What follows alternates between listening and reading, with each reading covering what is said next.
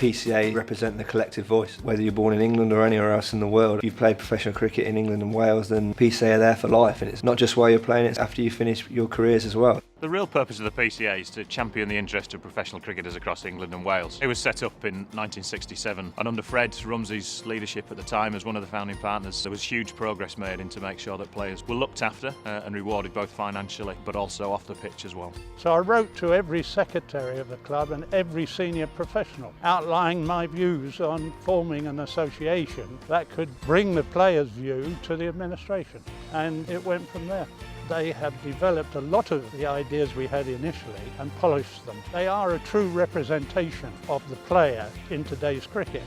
You must remember those guys and all the efforts they put in the early days. I think it was pretty tough. My role as PCA chairman is to represent the collective voice of all players up and down the country at board level, at the PCA and on the ECB Cricket Committee. We are consulted, we are sat at the table. Our voice is being heard, certainly.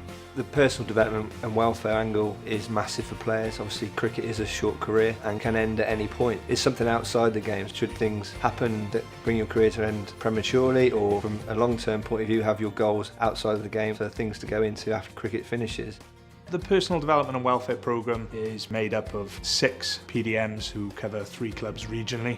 They're at the clubs a minimum of a day a week, providing education to academy, current players and the past players from those clubs. They really cover the spectrum of players from the start of their career all the way through to finish and later life. As well as supporting sort of players, it can only be done with the support of commercial partners that come and attend events, join us at certain times of the year. It's not just about watching cricket for them, it's actually what they're doing to support the players. They know that every single penny that is generated through our commercial programme and events programme is put directly back into supporting cricketers. And without those commercial partners, it's physically impossible to do what we want to do to support players, whether they are 16 or whether they're 85 years old.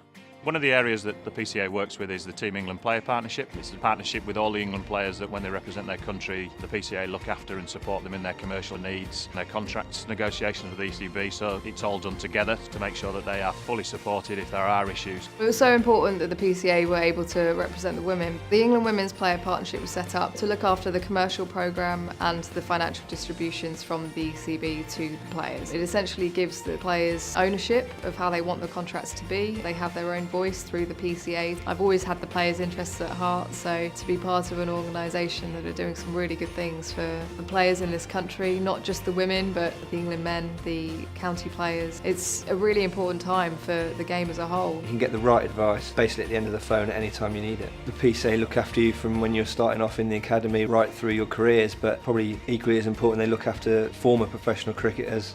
The PCA Benevolent Fund is there ultimately looking after the welfare and well-being of its members in supporting education initiatives such as gambling, drive safety and mental health education, as well as providing reactive support for cases of mental health and hardship. Without the money that's raised by PCA partners, former players, events, we ultimately wouldn't achieve what we've achieved today. We very much need to keep raising those funds to support members in pretty hard circumstances. And the PCA ultimately champion the interests of professional cricketers. As a collective, we are stronger, certainly, and that one voice of the PCA, which encompasses 420 professional players, as it stands, it does make us heard, and it does mean that our opinion counts. It's been a great 50 years, but it's important to now look forward to the future and keep developing and going from strength to strength.